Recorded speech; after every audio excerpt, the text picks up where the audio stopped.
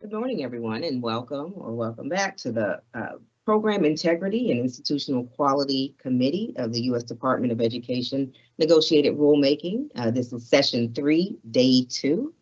I'm Crystal Smith with FNCS, and I will be the facilitator for today. Our co-facilitator will be Cynthia Jeffries, and along with us are also facilitators Brady Roberts and Kevin Wagner. We'd like to start off this morning with our roll call, and we will begin with our non-federal negotiators, beginning with the business officers. Joe Weglars is our primary. Joe? I'm here. Good morning. Good morning.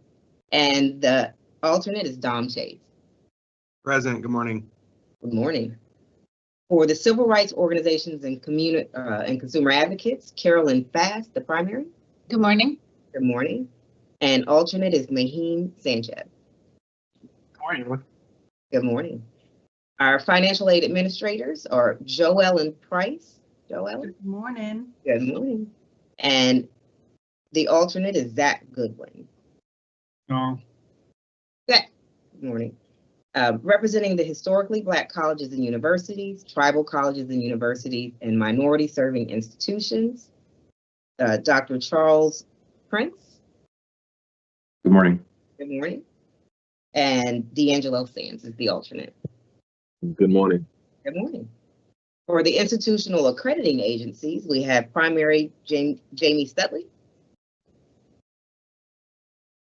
Good morning, everyone. Good morning. And Michael McComas is the alternate.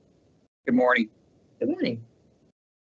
Representing the legal assistance organizations, Robin Smith is the primary.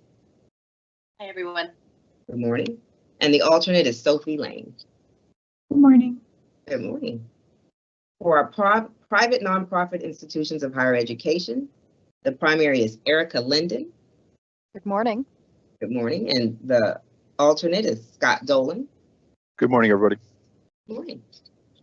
For our programmatic accrediting agencies recognized by the Secretary, our primary is Laura Racer King. Laura? Good morning. Good morning.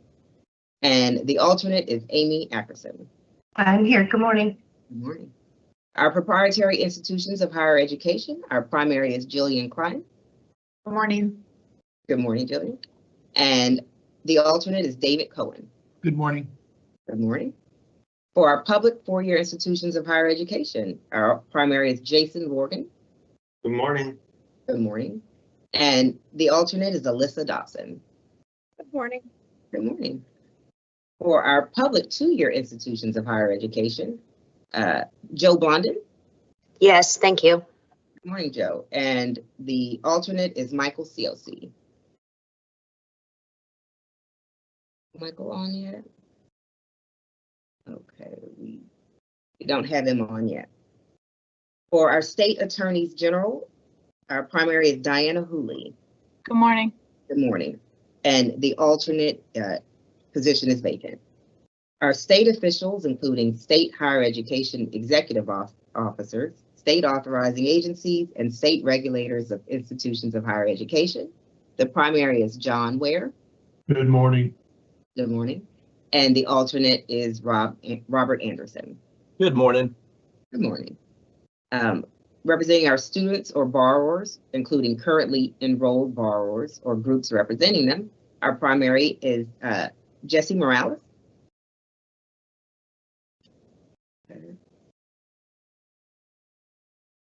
I don't see Jesse on just yet. Our alternate is Emmett Blaney. Good morning. Good morning. And representing the U.S. military service members, veterans, or groups representing them, our primary is Barmac Nasirian. Good morning. Good morning, Barmac. And the alternate is Ashlyn Haycock Lohman. Good morning. Good morning.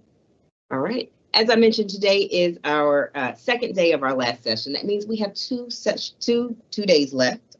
So not a lot of time. So here are a couple of reminders. We want to first encourage you all to continue to seek consensus. We are in the end game here. So let's work together, continue to work together to find those areas that we can live with, right? We may not be able to get everything we're looking for, but we're looking for things that will be workable and looking for some consensus there. With that in mind, we do ask that you all continue to make good use of the chat box. So the plus ones, the concurrences, other questions that are directed to the department is still looking at those. That is a good way to do that in the interest of time. And when you do speak, of course, continue to raise your virtual hands and make sure to bring forth new ideas and not reiterations of things that we've already spoke about. Today, we do have a number of things on our agenda, and the first one, yes, Cynthia. Cindy. I just wanted to introduce the federal negotiator and the Department of Education staff. Could you do that, Crystal? Yes, I was prepared to do that with TRIO. So I'm going to be, I'll first introduce our federal negotiator, Greg Martin. Good morning. And Greg is being assisted by a number of people from the department, including Herman Bounds. Herman on? Good morning. Good morning, everyone. Yep, I'm here. Good morning, Herman. Dave Musser. Good morning, all. Good morning, Dave.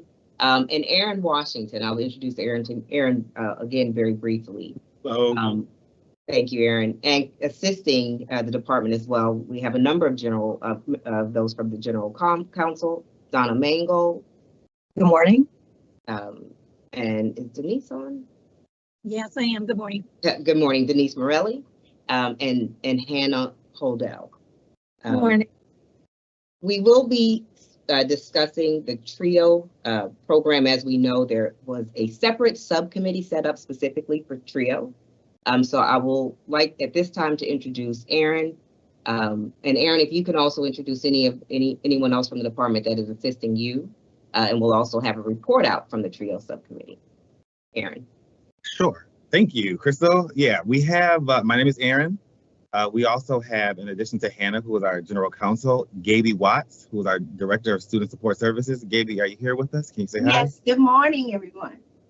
Gaby was there with us throughout the duration of the subcommittee. She's the expert on all things TRIO. Yeah, so basically what I just wanted to talk with you about before we turn it over to our subcommittee to report out is just give you kind of a high level of what we did during the subcommittee and what the department is proposing, right? So the department proposes to expand participant eligibility for those who do not meet the citizen or non-citizen requirements. And we think this will better align with the goals of the Higher Education Act. The Higher Education Act, for those viewing, I know the main committee already knows this, but the Higher Education Act is the law or the statute that authorizes the TRIO programs. The three programs in question today are Upward Bound, Talent Search, and Education Opportunity Centers. I won't go into the specifics on the programs here. We do have a little bit of background. If anybody, if any main committee member wants more background, I can go into that during the question period. But those were authorized those were authorized by the Higher Education Act that have served students from underrepresented backgrounds that include homeless and unhoused individuals, individuals with disabilities, individuals who are limited in English proficiency, and individuals who are in foster care or are aging out of foster care, and low-income individuals. So what we're proposing is that if a prospective student does not meet the existing requirements, then the individual would be able to qualify for some of the TRIO programs that I just mentioned if they're enrolled or seek to enroll in a high school in the United States, the freely associated states, or a U.S. territory. Let's see. So we think that this will simplify program administration. Simpler and broader eligibility criteria will especially help programs where TRIO grantees may be providing a range of services to students with differing levels of intensity and involvement. So with that, I'll just turn it over to D'Angelo Sands and Michael Miotti to give a subcommittee report out. D'Angelo will lead the report out and Michael will fill in if he chooses to. And after the report out, we'll post the language and open up for questions. So I'll turn it over to D'Angelo. Good morning. Good morning. To the Negotiated Rulemaking Committee and to the department, we appreciate the opportunity to participate in this process and offer insight on the proposed expansion of services to an additional demographic. TRIO program staff have consistently demonstrated their dedication to serving first-generation, low-income, and students with disabilities for many years. Our goal is to serve as many of these students as possible. Therefore, we are committed to continuing this work in accordance with the proposed changes. Furthermore, we urge the department to provide guidance to TRIO program directors and staff to navigate these changes. Training and additional resources are essential to equip TRIO program staff with the necessary skills and competencies to effectively serve students while ensuring they are treated with dignity and respect. As we progress forward, we strongly encourage the department to update TRIO regulations to address the current challenges facing our programs and students in the immediate future. Specifically, we recommend allowing Pell Grant recipients to qualify as low-income individuals, which would alleviate administrative burdens on TRIO undergraduate programs. Additionally, we advocate for the elimination of standardized testing and dropout data requirements in upward bound programs. Given the disruption caused by the global pandemic, such data may not accurately reflect the needs of effectiveness of these programs. Instead, the department should focus on the positive impact TRIO programs have on the overall academic culture of high schools. Moreover, it is crucial to update student stipends to align with current student needs. The stipends outlined in the 2008 reauthorization have not kept pace with the rising costs faced by students looking to recent legislation for guidance, such as the Educational Opportunity and Success Act of 2023, would be beneficial in adjusting stipends within TRIO programs. Lastly, we urge the department to address regulatory limitations that hinder professional and student development across all TRIO programs. This includes broadening allowable costs to support the participation of students in events aimed at their intellectual, social, and cultural development across all programs. For example, not just limited to upward bound. Thank you for your time and consideration. Thank you, D'Angelo, for that report out. Michael, did you have anything to add? Yes, thank you. Yeah, thank you, Crystal. My name is Michael Miotti. I'm the Executive Director of the Washington Student Achievement Council. We are the state's higher education agency in the state of Washington. And we are, and I serve in the governor's executive cabinet. We are extensively involved in college-going pathways from middle school through high school completion across every school district in the state of Washington in a variety of ways. And while we're very familiar with TRIO programs, we don't run any TRIO programs as a state agency. We do run a large number of comparable federally funded programs in the Gear Up program, in which we are doing secondary school college pathway supports across 50 plus high schools in the state of Washington. And those programs are inclusive of all students, as the department's proposal would bring TRIO's secondary programs in alignment with the model that we use in Gear Up. And it has worked very well in the state of Washington. And we have found that, like almost any holistic approach that builds on financial aid but goes much further to individual supports for students who face many challenges and looking at opportunities after high school, that if you give them a holistic package of services, one thing it clearly does is improve academic performance in high school and high school graduation. I think others around the country have seen this. We've seen this repeatedly in Washington, not only in our Gear Up programs, but other programs as well. So we think it is very important to be inclusive in the TRIO programs, and we very much support the department's proposal as it is before you today. Thank you. Okay, thank you. And we do want to take this time to thank all of those that worked on the TRIO subcommittee, D'Angelo, Michael, and there were 3 others on the committee as well. So thank you. So for Aaron? Go ahead. I didn't know. I didn't. Go ahead, Crystal. So our next step as the committee, as we know, the subcommittee was convened solely to make a recommendation to this committee regarding the proposed changes. So at this time, the committee has the opportunity to ask any additional questions, and then we will take a look at the language, or we will then vote or look at consensus on the language. Aaron, did you have anything to say before I went to any of the other committee members? Yeah, maybe let's pull up the language so they can see it, and then just do super high level. Okay. Scroll And we down a need little those bit. hands. So we'll get to Or the just- hands I after the. don't know. the- It's Vanessa or Joe. I'm sorry if it's Joe. So you'll see here the language, like I won't go through every single section because the language pretty much mirrors the language in each of the TRIO programs.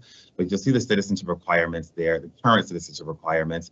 You either have to be a U.S. citizen or a permanent resident, or here for other than a temporary purpose with the intention of becoming a U.S. citizen. Those could be individuals granted refugee status or asylee status by the Department of Homeland Security.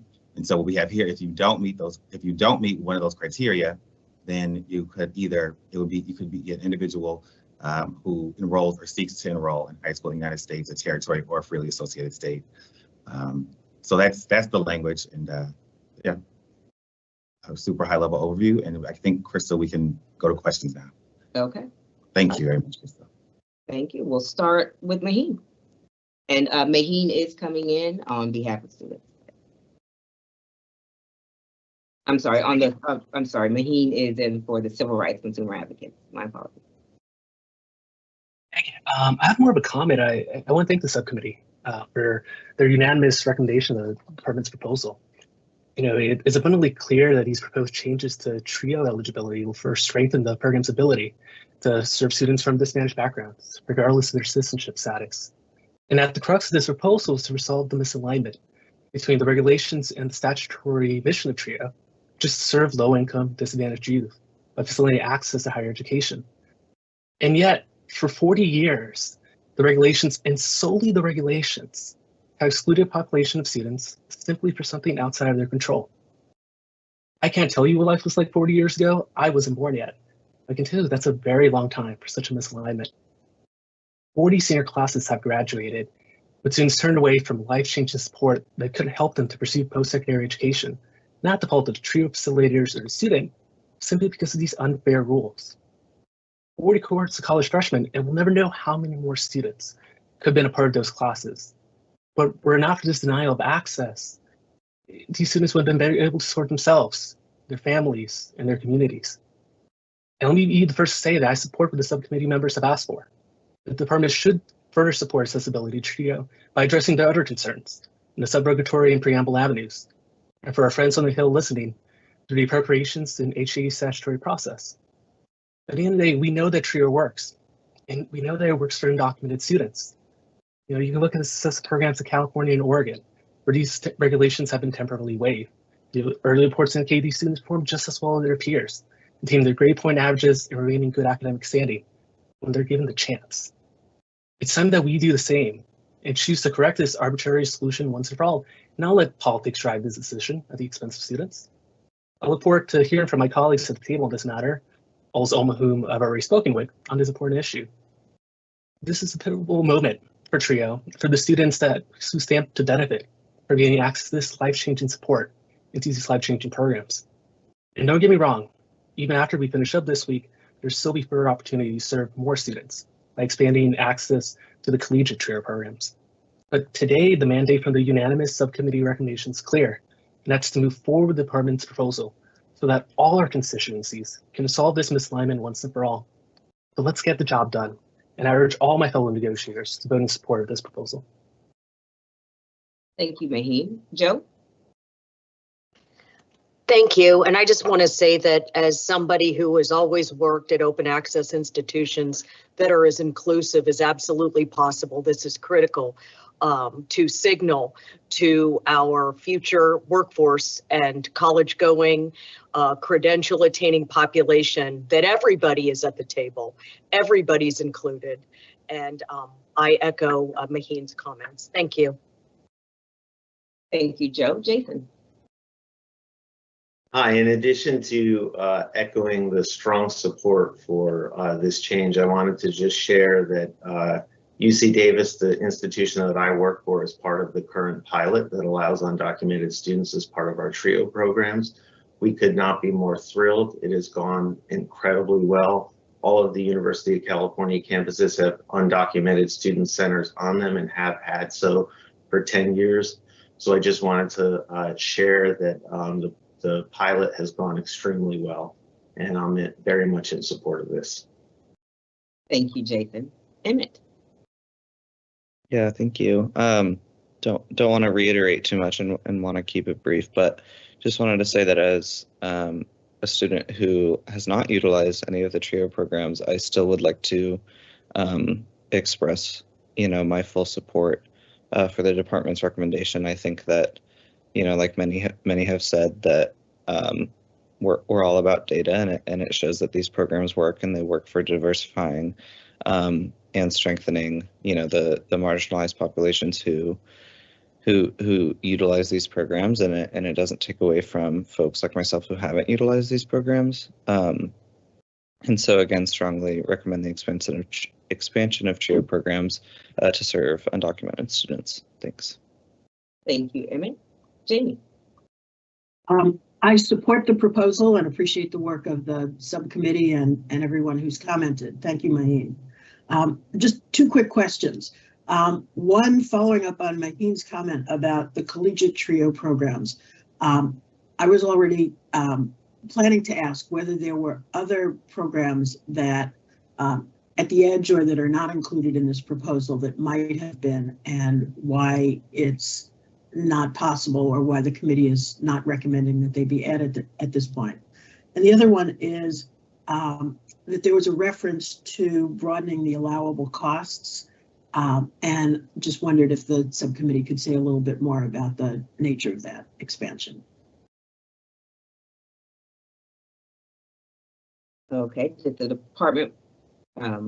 If the subcommittee, I don't want to get ahead of the subcommittee. If you all want me to answer, I can answer. D'Angelo or Michael?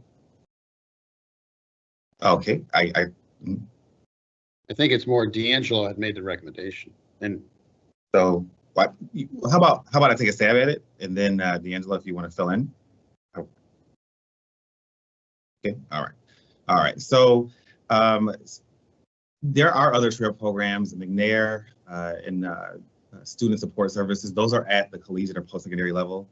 The department's rationale for the expansion of eligibility in the pre-post-secondary programs is based on the 1982 Plyler versus Doe decision that made it possible for undocumented children to enroll in Texas public schools. In that decision, the Supreme Court held that states cannot deprive children from a basic education, and we interpret that decision in context of the TRIO grant programs to mean that an otherwise eligible applicant cannot be deprived from participation in post-secondary TRIO programs. So we believe that by denying children this form of basic education, you're denying students the ability to contribute to the progress of our nation. And because there's an overlapping purpose of the TRIO programs to support students from the most disadvantaged backgrounds and prepare them for a program of post-secondary education, we believe that expanding the TRIO grant programs to provide additional supports for students to achieve this most basic level of education will further the statutory purpose of the programs. So while the primary focus of TRIO remains post-secondary achievement, that is impossible to address without ensuring that all students, regardless of citizenship status, can overcome a lifetime hardship that would be imposed by the lack of a high school degree. So Jamie, you see I was very prepared for your question. I hope I was able to answer it and sufficiently. Was I? And then I can go on to the next part. Yeah, no, that's very helpful. I was just trying to understand, what the basis was for that line drawing. That was brilliant, Aaron. Thank you. Oh yeah, thank you very much. You see, I was prepared, so it wasn't off the top of my head, but you had me fooled for a while. Oh, did I? Sometimes I try to read stuff like with a little personality, so it doesn't sound like I am going. But all right. And the second question, we anticipated, and we actually talked during the subcommittee like that other topics outside of program participant eligibility would come up. We thought we had limited time. There's other topics on that the main committee needs to discuss, and we really wanted, and we announced in the Federal Register that we would focus on program participant eligibility. We did say that where there are areas that maybe the community needs more guidance or resources, we could try and provide the TRIO grantees with just more information on the current requirements. But for things like expanding stipends, that's statutory, or changing the definition of low-income individual, that's statutory. and, allowable costs. A lot of those are outlined in the statute as well. And we felt as though that was outside of the scope of kind of what we were talking about and what we announced to the public, specifically on program participant eligibility. So I hope I answered that question. Yes, maybe I misunderstood the initial presentation. I thought that it was including a recommendation about broadening allowable costs. Maybe that was maybe the presenter was saying that was outside your scope. That's fine. I appreciate it, Aaron. Thank you. Yeah. We talked about a lot of these things, Jamie, during the subcommittee, and we really wanted to focus on program participant eligibility. I think, D'Angelo, correct me if I'm wrong, I think you were talking about things that you would like to see change, but understanding that, those were generally outside of the scope of what we were brought here to talk about. Exactly correct. Okay. All right. So we do have a question in the chat. I'll get to Jillian and then we'll address the question in the chat. Jillian? Yeah, thanks. Good morning. I just have one sort of annoying wording questions. Apologies. So I see in the existing language that you all haven't touched, there are some places where the phrase expresses a desire to enroll is included, but then I noticed in the proposed red line, you use the phrase seeks to enroll. And I'm just curious if there's a reason why the language approach is different. I don't really know what that means. I'm assuming the practitioners here know how they would document or what it means to seek to enroll versus express a desire to enroll. But I don't know if there would be an advantage to using consistent language throughout. Vanessa, can you? Question, sorry. No, it's okay. Can you pull the language back up just so I can? It's on page 3. Or Joe. So 3, right at the break towards the bottom, says there's a section which, scroll back up. Yep. So 3 on here, the existing language talks about expressing a desire to enroll, but then I see in the proposed red lines from the subcommittee, the sort of phrase consistently is seeks to enroll. And I just didn't know if there was an advantage in building consistency throughout this section. Oh, okay. So that provision looks like it's about in post-secondary education. Yep. And I think we're talking about, so you're just saying that you want that language to change to see. I'm just asking the question about if there's a reason why that approach wasn't used in the language that you all proposed, or if there's something different suggested by the phrase seeks to enroll. All right. So seeks to enroll. So by seeks to enroll, we mean that if you're enrolled in a form of public education that would naturally lead to a progression of high school, like grades 6, 7, or 8, or you've dropped out of high school and are re-enrolling, the department would assume that you are meeting the requirements of seeking to enroll in high school. I mean, I think, what we can also do, if you're okay with it, Jillian, is, trying making just stating on record that we will explain what this means, what seeks to enroll for the purposes of secondary education means. And also, that is pre-existing language that expresses desire to enroll. I don't think that we took that into consideration that there was a difference at all, but we did have an idea or a path forward on what seeks to enroll meant, and that can be thoroughly explained in the preamble of the rule. So is that a deal breaker? No, it's not a deal breaker at all. Okay. I was just raising the question because I didn't know from a practitioner perspective if there were different expectations between those two phrases. Understood. Okay, there is a question. Is America Samoa meant to be included? I think in the language, it lists a number of. Give me a second.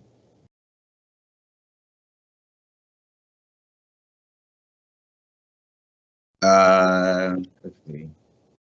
Can you pull the language back up, Vanessa? Okay, so you pull the language back up, Vanessa, one more time. Joe, sorry, Joe. So the first line says is a citizen or national of the United States. So you'll see there. So essentially, individuals from American Samoa are nationals of the United States. So they would already have been eligible to participate in TRIO regardless of this change. Whoever asked that question, did I answer your question? Yes, this is Rob Anderson. I was, my Western colleagues follow this closely, so I was asking on their behalf, and they just want to make sure that that is the intent there. And I think the observation about Palau, I think it might have been changed in one spot in the language, but not in another. So just making sure that it's shown as being a freely associated state.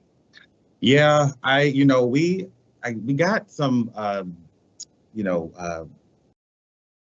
I was notified that, some of the language and like some of the pre-existing language, I think this language was written a long time ago, and like the freely associated states are ratified under the Compact of Free Association. So some of those things might have changed. We have contacts at the Department of Homeland Security. So those would be considered, so if there's anything that needs to change in the pre-existing language, we will make sure to update that before publishing a final rule, just to make sure we get it right. But the main idea here is that you can all talk about whatever you want, but the main idea is to focus on the idea that individuals that don't meet the citizenship or non-citizen requirements can still participate if they enroll or seek to enroll in a high school in the United States. So a lot of you will be familiar with the TRIO program participant eligibility for citizenship requirements mirror that of Title IV aid requirements. So a lot of the schools, you all be familiar with this. So, if you're a U.S. citizen, again, a national, or you're from a freely associated state, or you are designated as a eligible non-citizen, we generally use the ID PERORA. It's a law that defines who is a qualified alien. That's a statutory term to receive federal public benefits, and that's outlined in statute. So we're not changing the citizen or non-citizen current requirements. It's just that we're expanding them out. So you wouldn't have to worry about somebody from a freely associated state or like somebody from American Samoa or Guam or Puerto Rico or any territory not being eligible based on this language. Thanks for all of your work on this and everyone else who's involved. It's good. Okay, so we have reviewed the language, the proposed language from the department, and heard the report out from the TRIO subcommittee. Are there any comments? I believe, what's our pleasure? Are we ready for a consensus? Okay. We are, if there are no more comments. Okay. Seeing no comments, and I'll just, for the record, Maheen is at the table for the civil rights consumers for this, and Emmett Blaney is as well for the students and borrowers. If we can, we'll go according to my screen. Yes, Cindy. Crystal, I think you mentioned 2 alternates at the table. Yes. Are there primaries present? No. Okay, they're not in the meeting at all? Well, Maheen is at the table. Okay. Let me see. Is your primary here, Maheen? Yes, Carolyn's here, but I'll be at the table for the vote. Okay, but per the protocols, it's only the primary that can cast the consensus indicator. So Carolyn would need to come to the table to cast that, as well as any other primary that is present. All right. The primary for student borrowers is not here. Okay. So in that case, alternate can serve in their place. Okay. Thank you. Okay. All right. Yep. We are good now. We'll go, I'll go screen by screen, starting with Joellen for the consensus check. All right, that's a up, thumbs up. Jamie? Thumbs up. Erica? Thumbs up. Laura? Thumbs up, thank you. Robin? Thumbs up. Carolyn? Thumbs up. Jason? Thumbs up. Joe Wegler? Thumbs up, thank you. Oh, and Joe Blondin as well. Thumbs up. Diana? Thumbs up, thank you. DC? DC? Can we get your consensus vote here? Sideways, thank you. Jillian? Thumbs up. John Ware? Thumbs up, thank you. Barmack? Thumbs up. Emmett? Thumbs up. Okay, and Greg? Thumbs up. Okay. Thank you. And the trio, thank you again. That language has passed. I do, and if you don't mind, I referenced the other three people. If you all don't mind, I would like to read their names. There was lots of work done here. So in addition to Aaron as the lead of the subcommittee, there was D'Angelo Sands, Michael Miotti, Emlyn Lapis, Wade Williams, and Jeff Garner. We want to thank all of them for their help on the trio subcommittee. At this time, if we're ready, Greg, we can move over to where we left off with state authorization. I know that we had a hand up from Scott Dolan.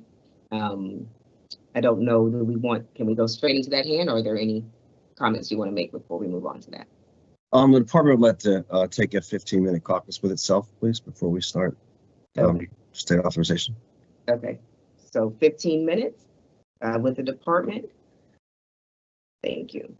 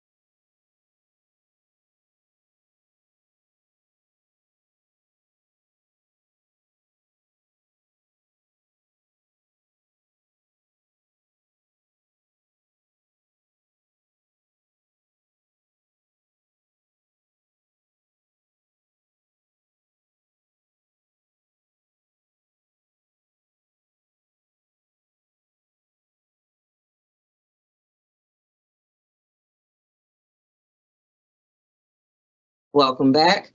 So we are ready. Was there anything that the department wanted to report out or anything?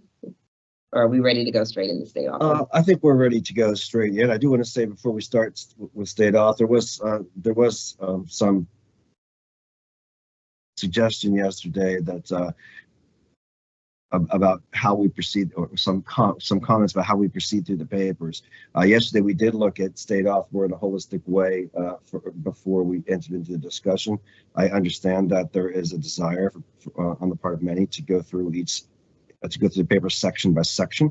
I do think that one of the reasons why we took that approach we did yesterday with state auth is that it is more of a holistic, it does require a little more of a holistic view what we're doing with state auth. I think certainly with cash management lends us up a lot more to a section by section discussion. But since that's what's been requested, I will go back and we'll start with looking at the reg section by section again. And I think this time, since we are in the final stages of negotiation, and I just heard some comments that I think I would reiterate those, that we should be looking at it at this point. What are where do people stand? Finally, what would it take to move anybody toward consensus, to try to get some context around that as we move through. So we will go through the document that way. As far as the votes on consensus go, we did have some requests to look at how we're taking consensus. Currently, we're doing it after each section. Yesterday, we did agree to move distance education to Thursday because there were going to be some, we expect some further submissions from the negotiators. We did discuss whether or not we could move the votes all to Thursday, and we could do that. But our concerns with that are that if we move all the votes until after we're through with the entire with all the issue papers, that would take us until after accreditation. We're concerned about the time frame and compressing all those votes into a short period of time, and there would not be an opportunity at that point for people to go back and revisit anything or have discussions. So we still believe that the best approach is to walk through the papers and take the consensus vote after each paper. So that is the way we'll proceed, and I'll have Joe pull up the text for state authorization. Yes, and while he's doing that, we do have Rob Anderson coming back to the table for state officials, and Scott Dolan is coming in for the private nonprofits. Scott also had a question from yesterday. We would like to have him ask this question at this time. Oh, you're on mute, Scott. Actually, I think there were two questions at the end of the day yesterday. One from Rob that probably wasn't addressed because of the short time. Okay. And I actually am one of the negotiators that would like to hear a response to that particular question. So I don't know if Rob could potentially restate that. And then, the question I have is a bit more holistic. So, I think it's worthwhile asking it, but I'm also very supportive of the direction of moving through section by section a little bit more intentionally. But okay if maybe Rob restates his question. I'm fine with that. Rob? Yeah, thanks everyone. I appreciate it.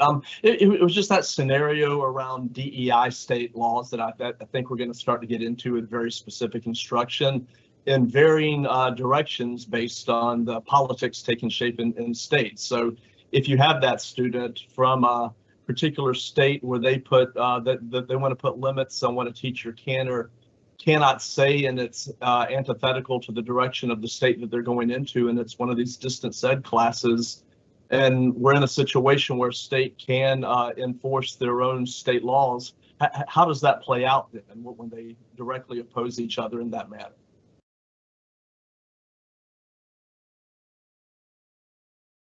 I can't address it if I'm on mute. That's a bit of an issue. So we did discuss that, and I think as much as the DEI laws or any state laws or state matters. The department doesn't believe it's in a position to opine about those rules. I think there's always, we would concede that there's always the possibility that, not just with DEI, but with any state laws, that there could be a conflict from state to state. With respect to DEI, from our research, it appears most of those rules are applicable to public institutions. So we don't perceive that it would be a big problem. Where state rules do come into conflict, it ultimately would be the decision of institutions whether to do business and whether they could operate in a state where there was a conflict, how they would resolve the conflict from one state to another. But I don't think I can say much more about DEI rules specifically. There obviously is the possibility that, as I said before, any state rule, including DEI, any rule might be different from state to state. All right, thank you, Greg. And I just want to, Barmack, if you don't mind, I think, Scott, did you ask your question? No, I didn't. No. Okay, so Barmack, we'll take Scott and then you'll be up, Barmack. Scott.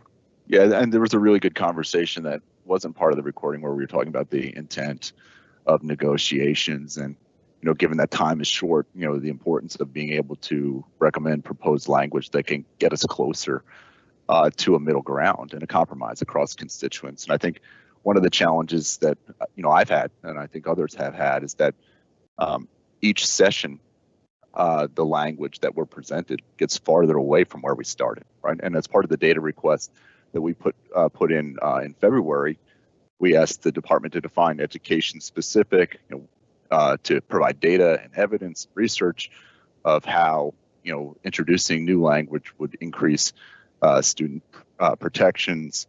And, since February to now, we've gone from education specific to all applicable laws without a really good definition of how this change would potentially increase student protections, data, evidence, specifics about why this is important. What we heard very clearly from our state representatives yesterday, that this is fundamentally going to undermine the work that they've done legislatively to enter into these reciprocity agreements.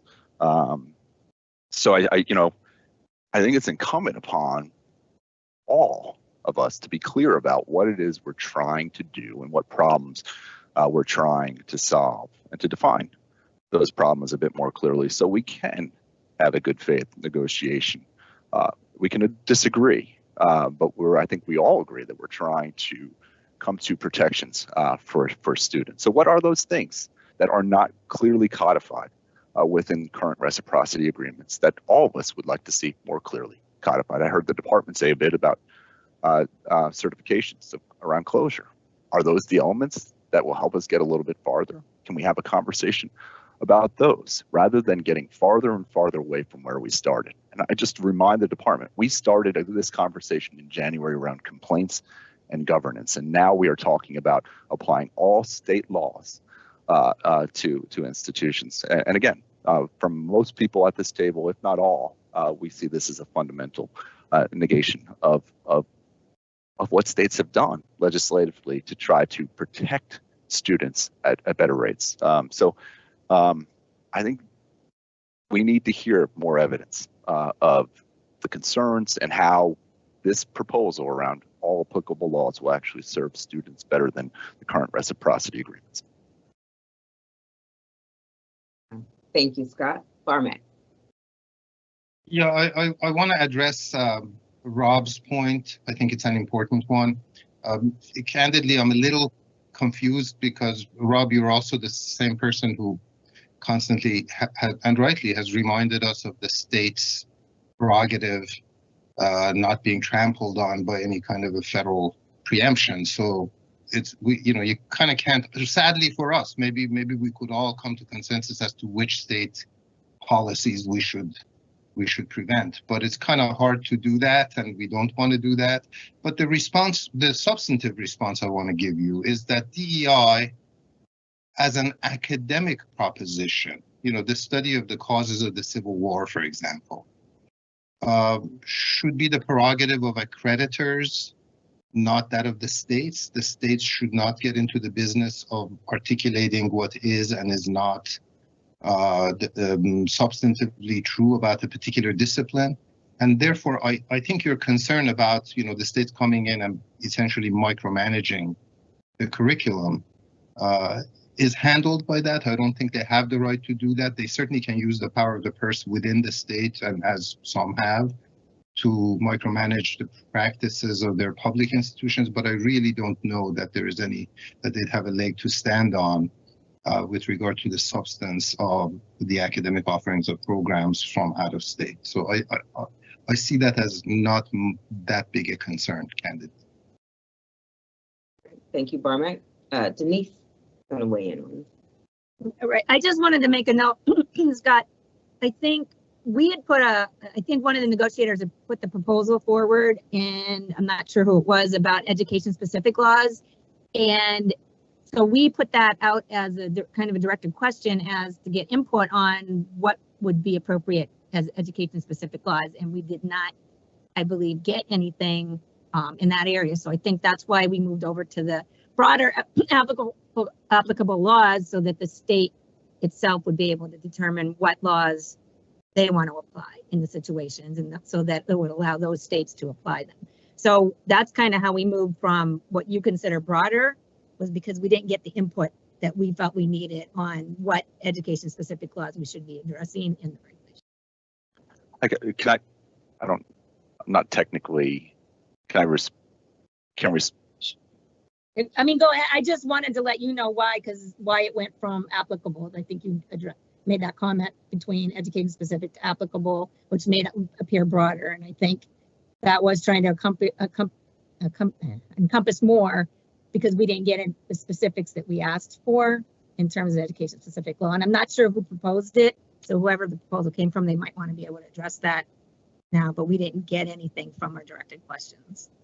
I guess for those states that have concerns about how the reciprocity is working right now, what prevents them from making the voluntary decision to remove themselves from reciprocity? If we take Massachusetts as an example, I think reciprocity works really well for some of the large online providers in Massachusetts at the institutional level, yet maybe the state wants a different approach around students who are being served by institutions outside of that state. So I guess which states, right? If those states have concerns, they can make a decision legislatively, voluntarily, to remove themselves and to handle issues within their boundaries differently. And again, the shift from education specific to the more broad language does not have a clear justification in terms of evidence research and how this will protect students better across the board. So that's the concern that I think we're raising, that I don't think has been responded to in terms of the data request from last session. Thank you. Diana? Thank you. I want to lend our support for the department's approach here to include this language about the applicable laws. One of the reasons in support of this that I had mentioned, I believe in the last session, was to try to enumerate these consumer protection laws. One, it's arguably a bit of a burden shift, right? Because the initial intent of the reciprocity agreements is merely was to waive the initial approval, the initial authorization. And so that's sort of what I think we should just be focused on, is saying, like, well, that's what those are supposed to do. They're supposed to waive that. The other point is that with the trying to enumerate all the consumer protection is, this is an evolving landscape. And so if we start trying to enumerate each one of those right now, we're just going to constantly be trying to play catch up. So I wanted to make that point. And to say that as well, numerous states have raised issues with the consumer protection standards, or the lack thereof, with the reciprocity agreements. There was bipartisan support of letters that have been sent to, again, NC-SARA, just because it is the only one right now, looking for increased consumer protections. And they haven't been, those needs haven't been met. And so if it's going to continue to be not met, then the states need to be able to enforce their own applicable laws. You know, again, in Massachusetts, we have these, we have specific regulation disclosures that again pertain to for-profit schools. That's just one example. But I just wanted to make that point. So thank you. Thank you, Diana. Carolyn? So just wanted to add support for the department's current proposal related to letting states enforce all applicable laws. One of the reasons that works even better than education specific here, I agree with Diana that it makes it, it appropriately puts the burden on an institution that's operating to figure out what laws apply. That's a normal, reasonable expectation for any school that wants to take advantage of enrolling students in a particular space. They make a decision to, get the tuition dollars of those students, and those students invest their money and federal money in the program. It seems a pretty reasonable requirement that they follow state laws. And those laws, if you say education specific, that's helpful because that means, whatever laws the state has, the regulation that the state feels are appropriate to protect students, but all applicable is, in my view, better because there could be laws, for example, related to debt collection or, whatever that might fall in some other section of law, for example, that could apply, for example. So when you say all applicable, that puts the control in the state legislature who writes the laws and decides where they apply. So a state might decide that they are writing a law about closure requirements that apply to all online schools that operate in their jurisdictions, or they might say it doesn't apply to all, and that is possible under this language to do. It's increasing the choices from the situation now where a state that wants to be part of reciprocity is told you just cannot apply these laws unless it happens to fall in the part of your laws that apply across the board to any business that operates in your state. So that's the distinction, and I think that it makes, in my view, makes a lot of sense. And it's a reasonable expectation for a school that wants to take advantage of enrolling students in various states that they look at what the rules are in those states and that they follow them. That's what happens in every other industry, and it makes sense as a minimal requirement that a school look into what laws apply. Thank you. And Erica Linden will be coming back to the table for the private nonprofits. Rob? Thanks, and I'll make this very quick. It feels a bit like Groundhog Day, and it is that Dave Mason song that we do disagree because nothing stops states from applying their laws. They're in a reciprocity agreement, and these are terms that have been agreed to. Leave the agreement, apply them any way that you want to moving forward. That is always on the table. And when you talk about in terms of states choosing which ones they might apply and which ones they won't, I mean, you get whipsaw with all the different education specific regulations that could be applied out there in any given state, even to very specific outcomes that are expected, and having regulators who already have burdensome loads to have to pick up this and to try to deal with this on a national front with limited resources. There's been some limited talk about, let's get more money into their hands so that states can really monitor this, but there's no real proposal on the table about how to do that and what that looks like. It's going to leave states underfunded, under-resourced, overwhelmed with what's in front of them. Students aren't going to be served well through this. I know that people arguing the counter feel that they will. That's not how it's going to play out. You're going to have so many small players in the game who are going to bail out on this because they can't afford it.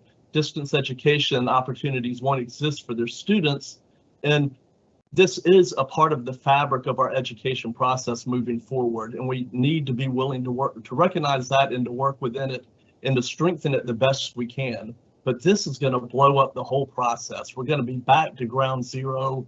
And when you think of those 21 states that don't have any regulations on these fronts, good luck to those students and good luck to those environments. That's all I'm saying. I'll have comments about specific language, but man, this is one of those, be careful what you ask for. All right. We'll take Jamie and then Carolyn, and then I think we'll have to go on to our next topic. Jamie? Since we're still on the broad issues, one of the things that's at play here, and that I know I'm trying to balance, is we're talking a lot about respecting state authority to make state decisions, and yet there are other places in which acknowledging that the federal government has a role to define what meets state authorization for federal purposes. We're not going to have perfect consistency, but I would ask us to think about where we should be allowing the states to make their own decisions. So just, take the, Carolyn's strong point about states should be able to decide what laws should apply. They should also be able to decide what qualifies as state authorization for them, and on what basis they want to decide what should be authorized by a state. And also whether there is a scale issue, whether they want a reciprocity arrangement that covers a large number of the institutions who might beam into their state, or whether for them it should be only for a certain scale or type of institution. But once having made that principle that states should be able to make a decision about what's useful to them, as long as it fits the federal state authorization definition, I think we're pulling and tugging, and we're trying to figure out where those apply. I think I, for one, find the question about applying applicable state laws difficult, because I realize it's not just whether it's a high bar or a low bar. It's, and we'll come back to this when we decide it specifically, it's different laws. It's the confusion of different answers to the same practical requirement. But to conclude, I simply want to ask us, if we're going to honor state decisions, shouldn't we do that in more of the decisions that they have made in how to set up a reciprocity arrangement that works for the states, and then let each state decide whether it wants to play in that arrangement or not, create others, or stay out and handle it all themselves? Thank you, Jamie. Carolyn, your hand is no longer up. Okay, thank you. Jillian? Yeah, I guess I don't know the function of the chat. I put my question in the chat, nobody answered, and I put it again. I'm just wondering, to the back and forth between the department and Scott about education specific, which, with all due respect, I think you got a lot of feedback from negotiators about that. But what I think I heard you say is there was no language proposed. So if negotiators come back this week and provide you with the definition on education specific, would the department consider that? If you propose language on that, we will consider it. Thank you. And bring it to the table. Okay. Thank you. And I do just want to say the chat is being utilized very well. There's concurrences and questions. So I will encourage you all to continue to do that when possible. We know that we have a tight schedule. And we do want to make sure we get through everything that we have on our agenda. So with that being said, I think we can move on to our next topic, Greg. And if you can remind us where we left off yesterday. Yeah, okay. Well, I had intended to walk through each section individually. So I think the discussion we just had, I believe, was largely in, if I'll have Joe bring up A1, please, 600.9 A1. And if you just, scroll down there a little, Joe, till we get to that, right, where we talked about requires the institution to comply with any applicable state authorization or licensure requirements in all applicable state laws and regulations. And I believe our discussion just focused on that. I do want to point out that yesterday we did have a request for the department to disseminate the talking points that I went over yesterday when we introduced the session. So we have department staff working on producing a document that will provide those talking points and our rationale for proposing the rule as it is. So we hope to have that done in reasonably short order. Next, I'd like to move on to A3.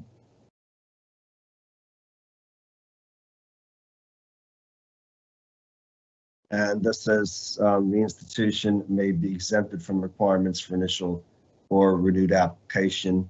And this has to do with the exceptions and the off ramps. So before we get into a discussion here, the department had received a proposal from Carolyn and Barmack on some modifications to this language. So if I could impose upon either one of those individuals to or both to give us a brief summary of what they proposed, I would like to do that.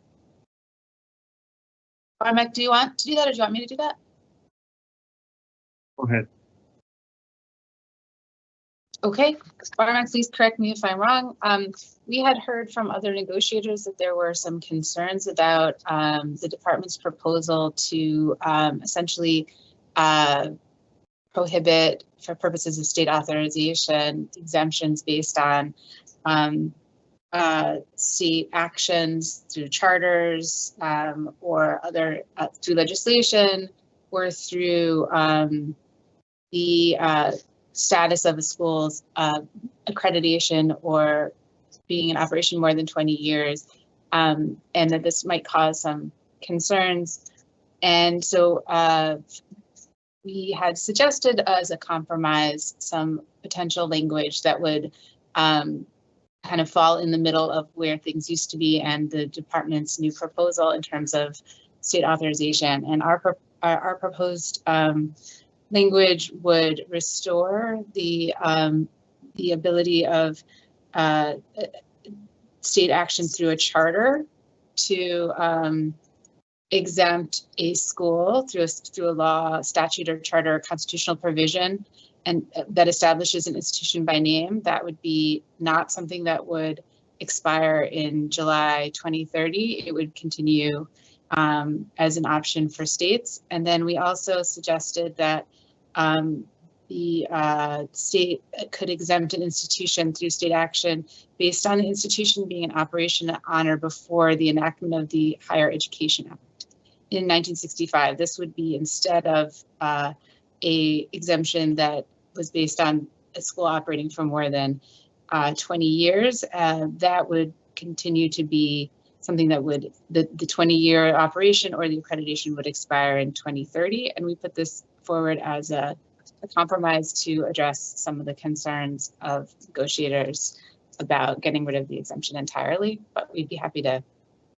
hear feedback on that.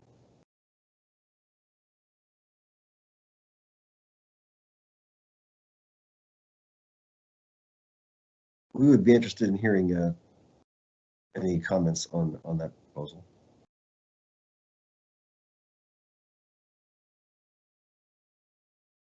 Jamie? I'll start with a specific one. It's been pointed out that the year 1965 precedes the creation of the movement of community colleges in the United States.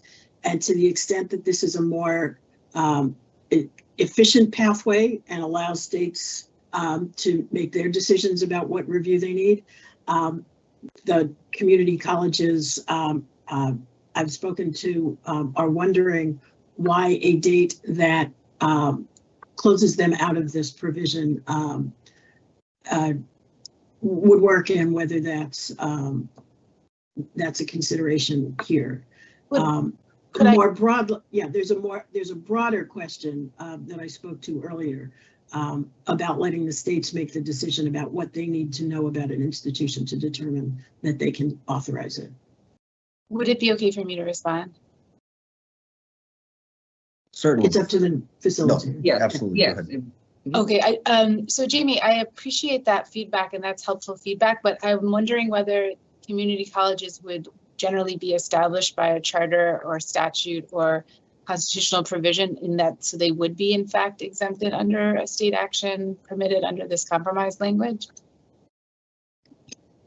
I don't know. I don't know whether charters are an older provision. It was raised to me as a concern by community colleges who felt that that might foreclose them. And I have not sorted out whether there's a public exemption such that that doesn't matter. Some junior and community and associate granting institutions are private. Many are public. So you would know better where in here that the public. Well, that seems to be a reasonable concern. In my view, it seems that community colleges would be something that should be, it seems, fall into the category of a state being able to exempt if through state action. So maybe that would require. Right. I just don't know whether every community college is established by statute or whether an entity is given the authority to expand or contract its offerings of institutions. That might require a tweak to the language to take into account that situation then.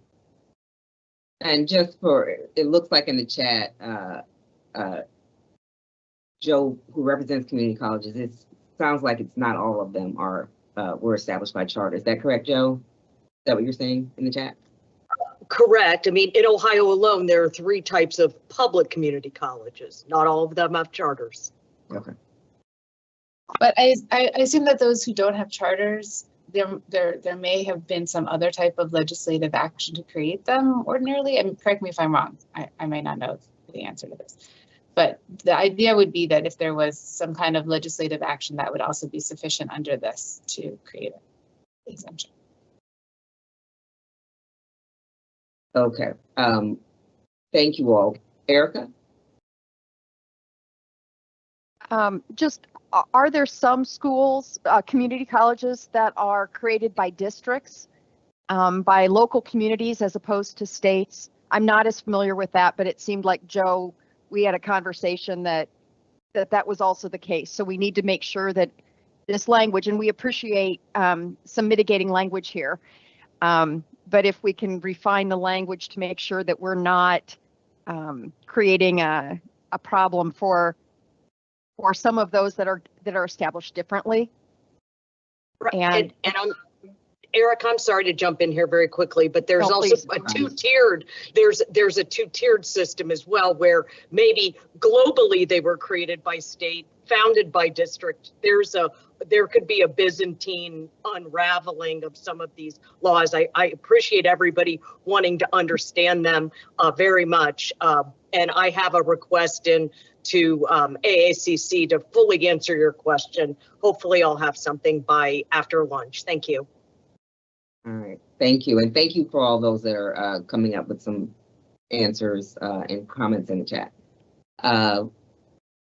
Erica, did that complete your question?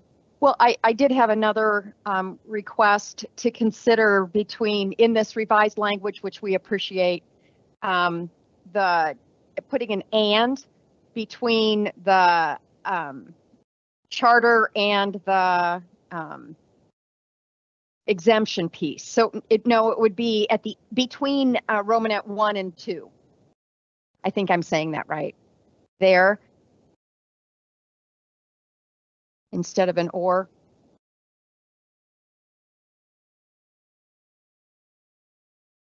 Again, it's a drafting thing. We appreciate the idea and just want to make sure the language accomplishes the idea of providing for those exemptions.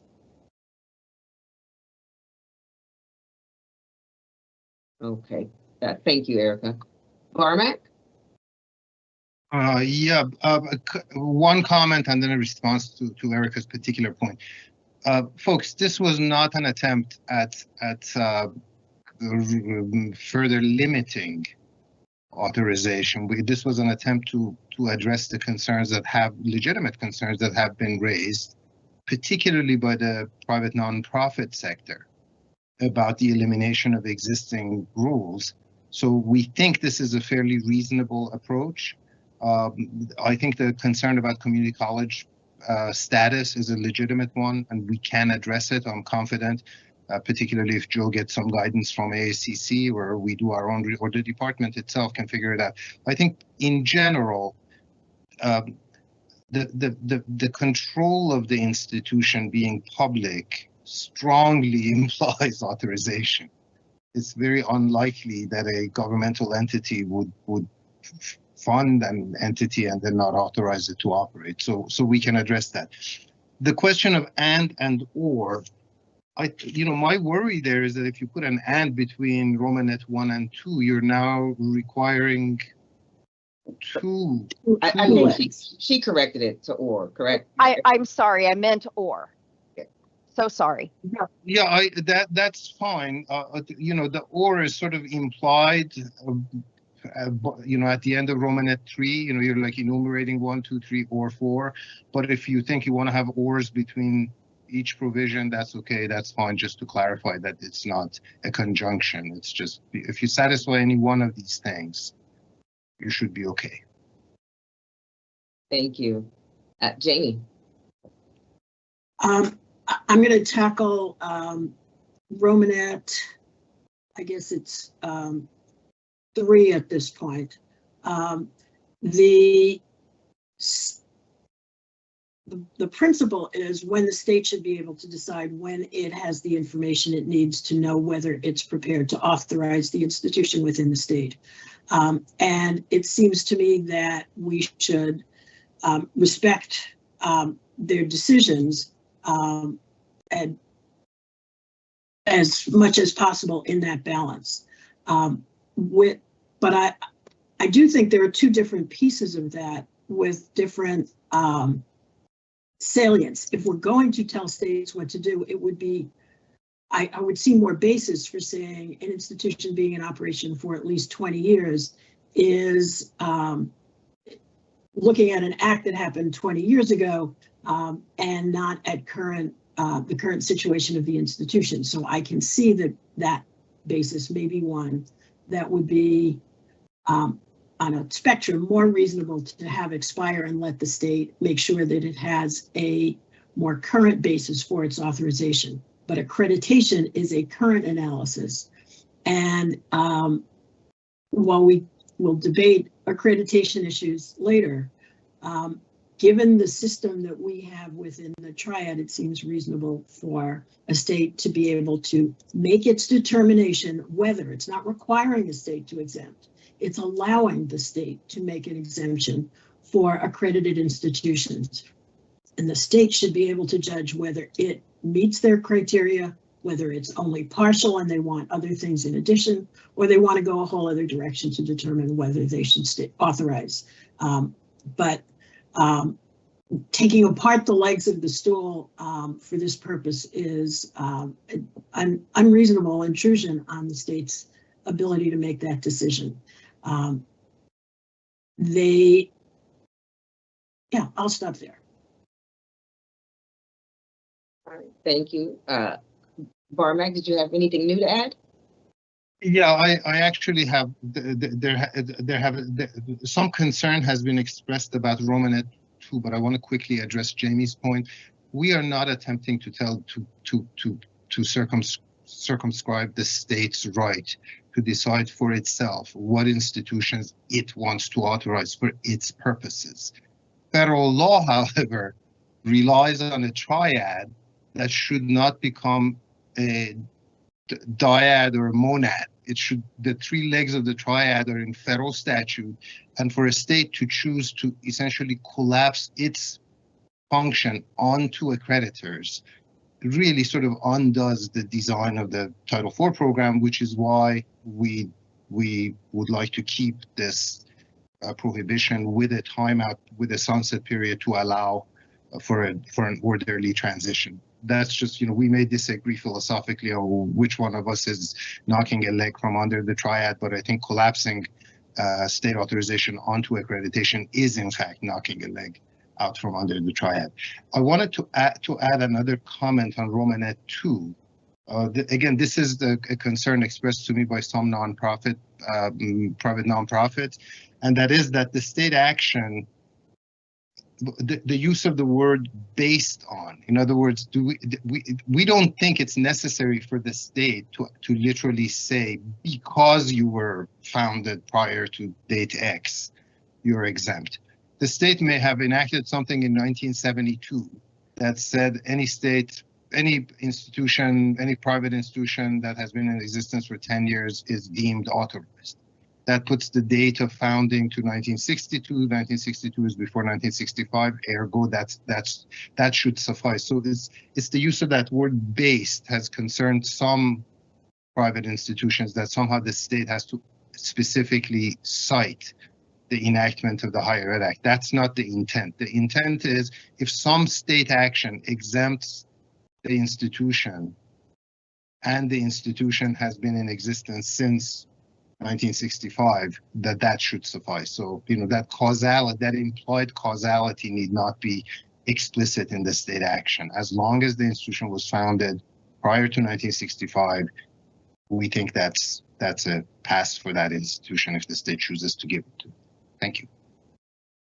Thank you, Barmack. Jamie, did you have a response or something else new as well? Quickly, I think the answer to the balance there, just quote back, Barmack's right. It's the state's right to decide what it wants to use for authorization. My new item relates to Romanet 4, and when there's a change in ownership, this provision would have, I think this is the department's provision, not a new one, but looking at this, it speaks about initial approval for state authorization and must initially receive approval from the state in which it's physically located or legally authorized to provide. What I wonder is, does this mean that after the initial approval, such an institution having gone through that change could participate through a reciprocity arrangement, or is this foreclosing them from ever doing that? I just want to understand what the mechanics of this are in the department's view.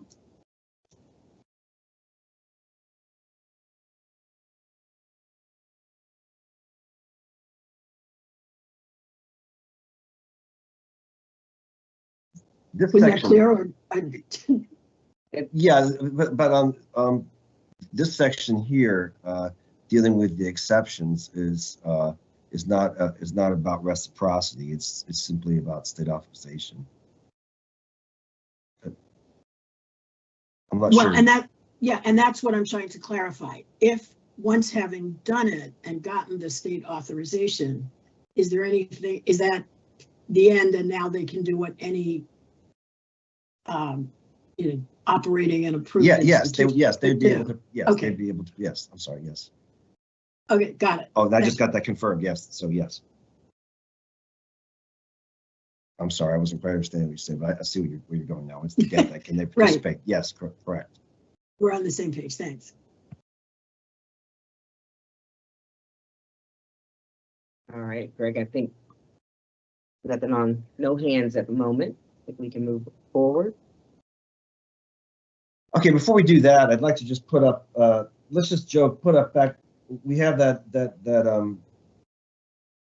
proposal that we received, and let's put back up the original language, what we proposed in this paper, just so we have a starting point to go from. When everybody look at that again, so they can compare what was proposed. You can see here that we had the off ramps here for or the period, I won't call it an off ramp, but the expiration, the road to expiration here for in Romanet 1 and also in Romanet 2. So the department's amenable to the proposal that was made. We are also amenable to something that would take into consideration the issue of community colleges. So we'll take that back and look at that and make appropriate changes here. It seems as if there was general support for these changes. I would ask if anybody would like to make any final comments about that before we take that back.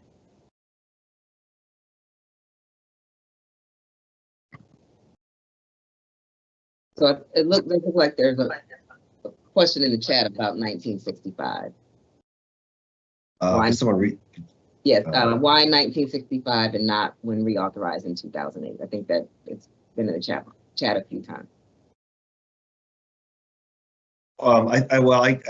Barmack and Carolyn proposed it. I think I would refer back to them as to why they chose 1965. I think that's a date that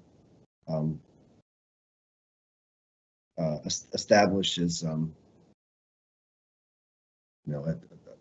a record of a number being in existence a number of years, keyed to that, keyed to the passage of the Higher Education Act. But I'll defer to either Carolyn or Barmack as to why they chose that date.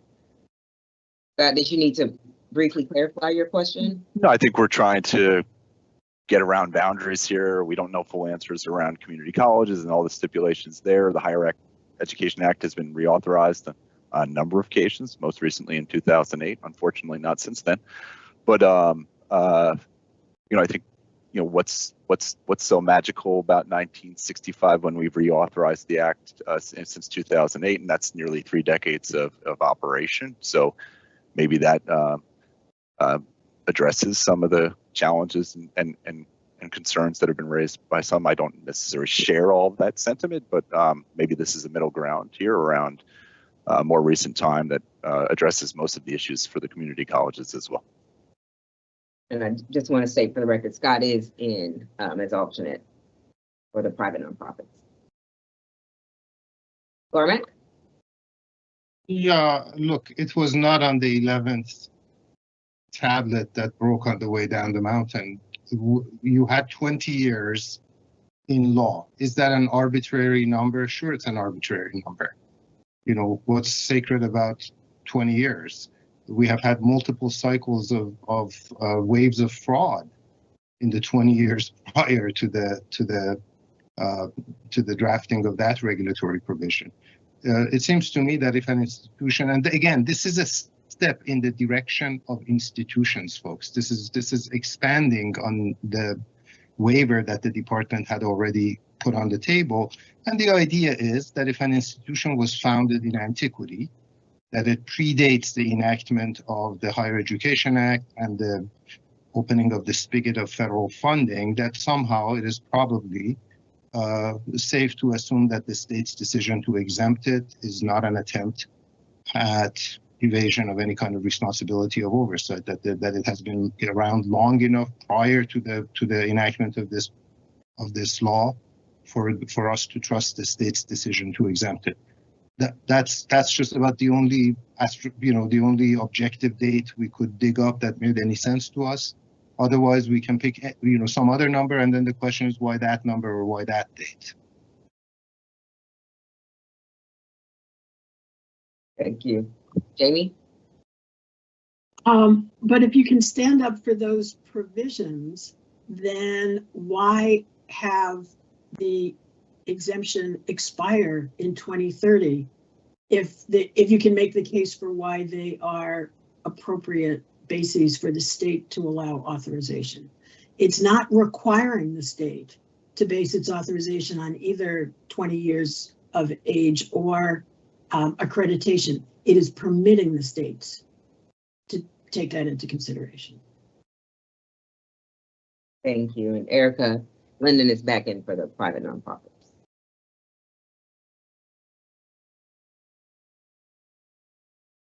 Okay, Greg, okay, why don't we move on to the next area where there are changes, which is D3.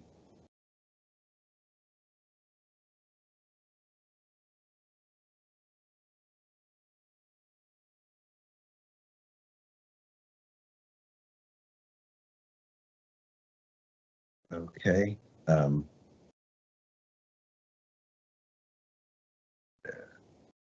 sorry, let's just go to the top of, yeah, let's just go to the top of D. I'm sorry, let's just move to the top. There we go. Okay, so this is if an institution is authorized to offer distance education to another state under state authorization reciprocity agreement as defined in 600.2. It may be exempted from initial state authorization or licensure requirements in that state. And you can see other next change we made there was allow any member state of the agreement to enforce its own applicable state laws and regulations outside of the initial approval for state authorization of distance education, except for authorization or application fees and processes.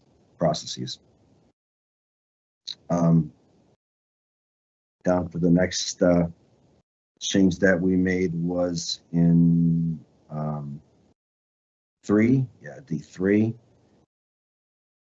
And this is if administered by an organization, the governing body of such organization must consist solely of representatives from state regulatory. We added and licensing bodies, enforcement agencies, and attorneys general offices, which was moved over from 600.2, and finally the addition of 4. As a condition of participation, the institution must obtain within 1 year direct authorization from any participating state where it enrolls more than 500 students. So I'll open the floor for discussion on D. Rob? Thank you so much.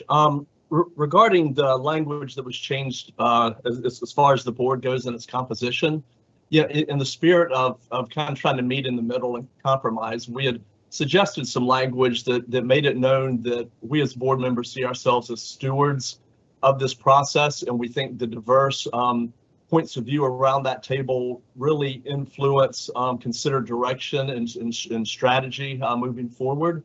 But we do not want to veto anything that is agreed upon by the compact. So we submitted language that in essence said as much. It was accepted by the department and appeared in November, but it has been removed for this set of language. And I was wondering why it was removed.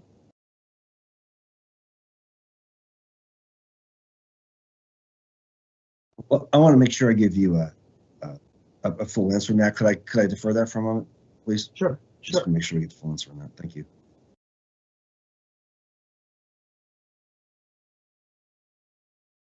Okay.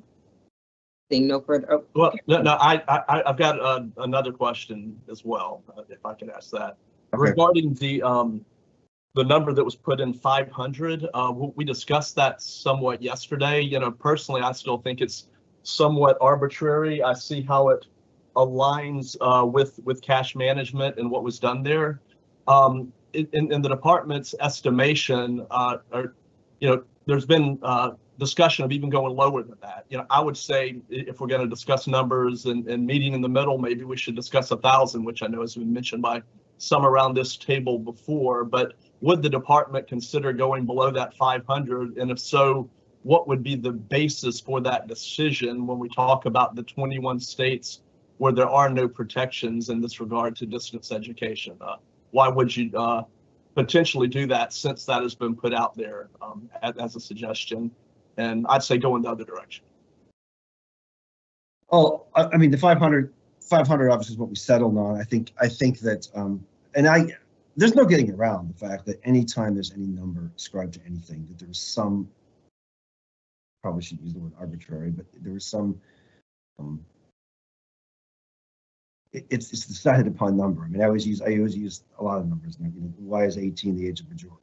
Why is 21 the drinking age? I mean, not 20 in 6 months. I think that that we had to arrive at a number that we thought was a reasonable number. We do try where we don't have something in statute, because Congress can be they can just choose anything. It's a law. They can do what they want. So if we have a statutory number, that's one thing, but we don't here. The 500, we believe represents a substantial enrollment in the state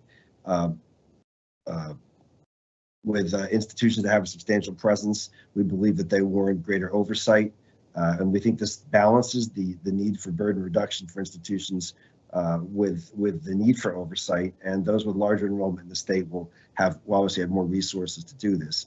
I can't point to, why is it 500 not 450 when 550? Obviously, you believe it should be higher. We've had some suggestions at the table that it'd be lower. Currently, the department is staying with the language of 500 at this point. Okay, and I would just add on that in closing on the same topic though, that in looking at July 1st, 2025, that would be awfully quick to make this type of change and all the processes programmatically that go into place in states and when the reviews take place, things of that nature. So if the department does persist in moving in this direction, I would recommend their 2030 language that they used in other places and utilize that if you move forward in this manner.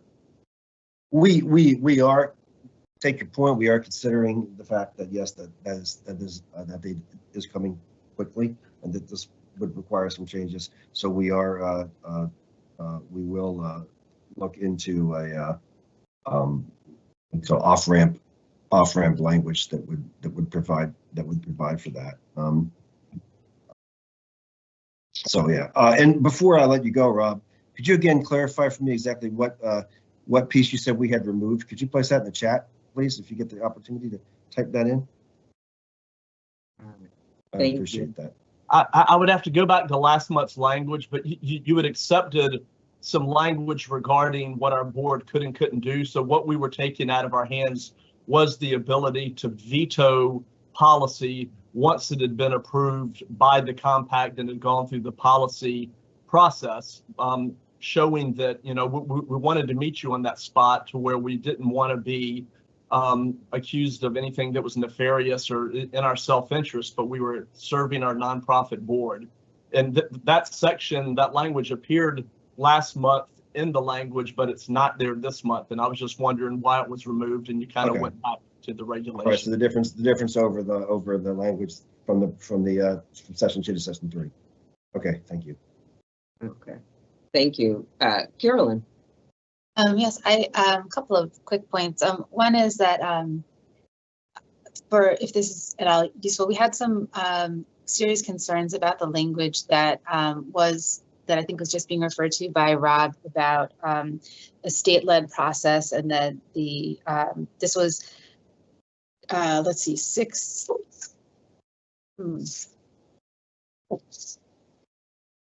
I'm having a little trouble figuring out exactly what it is, but it used to appear as D2 Romanet 1 on page 5 of the issue paper. And Rob was just asking, why did that come out? And I'm not sure why the department took it out, but we had some concerns about that and about that language, and we were suggesting that language come out. However, we think that the reason we wanted to take it out is because we didn't think it addressed the issue sufficiently of delegating decision-making and oversight authority to non-state actors, in fact, including some who have potentially conflicts of interest because they're regulated institutions. That was our concern with that language, that it did not address that, and we thought that language should come out. But we further think that the language now in the proposal doesn't go quite far enough to address the problem that we were pointing to, which is the delegation of oversight duties to non-state and potentially conflicted actors. And that is why we suggested the addition of another sentence that would essentially say that in reciprocity agreements, they cannot delegate oversight authority and decision-making standard setting authority to entities composed of non-state regulators. Just wanted to point to that language that we have submitted and circulated. Thank you, Carolyn. Barmack? Yes, thank you. I wanted to first express my agreement with Rob. Rob, don't fall out of your chair. On on his concern about implementation timelines. Whatever the number may be, I think it's really critical that institutions and the states be given adequate time to actually migrate to the new regulatory regime. States may have to enact laws, institutions may have to wait with their applications in hand before they can be reviewed. So it's important that the department create a reasonable timeline for putting these regulations into effect. On the question of minimum number, I just want to, for those of you who didn't get a chance to necessarily look at our paper, only 17% of all institutions enroll more than 500 students nationally. Nationally, more than 500. So 83% of institutions would fall below the 500 threshold in terms of national enrollments. So if you think about averages don't help, I understand California is vastly more populous than Wyoming, but that's, you know, on average, you're looking at 50 students the institutions basically getting 10 students per state. We think a lower number is appropriate. We think a lower per state number gets you closer to that 500 nationally number. 500 at the state level will basically create a situation where arguably 99% of institutions would get a pass. And I want to remind institutions that, you know, everybody kind of salivates at the thought of all the out-of-state students they're going to get through distance ed delivery, and they don't think about the unfair competition they would face from out-of-state providers coming into their state on differential terms. Now, we've attempted to make sure that some consumer protection requirements are the same, if that lasts the ensuing juggernaut of lobbying that will inevitably happen after we leave the table. But the fact is that there will be a significant cost difference to native institutions that do not have the luxury of picking up and leaving, that do not have the luxury of infrastructure to go nationwide, and that those institutions, we want to make sure that the playing field is level for in-state versus out-of-state to the maximum extent practicable. And that's 30 seconds. A lower number at the state level makes sense. It need not be numerology. We defer to the department doing some research and figuring out what the right number is, but it's probably going to be significantly below 500. Thank you. Thank you. And in the interest of time, Jamie will be our last comment for this morning session. Jamie. Let me start with governing bodies. The people speaking to reciprocity have made many changes to the existing reciprocal arrangement to limit the scope of the decisions it can make to assure that the states have the decision-making authority over the contours and requirements and policy issues. Given what is left to the authority of the governing body of a reciprocity organization, it seems to me that they should be able to determine, like any other nonprofit, what structure and how to carry out their responsibilities and who they need to do that.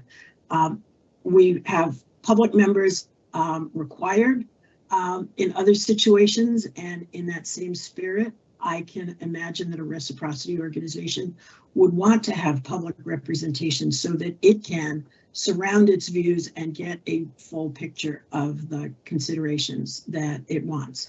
I can anticipate that BARMAC will say they can consult with whoever they want, proving that we are listening to each other and trying to all incorporate each other's considerations. I think it goes too far to tell them who they can and cannot have. The federal government can say what counts as a reciprocity arrangement that it will accept, but I think this is delving too deep into the operation when they've already made important protections that the states are in charge on the policy issues. Thank you, Jamie. Greg, did you have anything brief to say before we break? No, not at this time. Okay, thank you. All right, so first, I did just want to congratulate you all. The table has reached its first item of consensus, so congratulations and thanks. I know You all are working very hard and we appreciate that.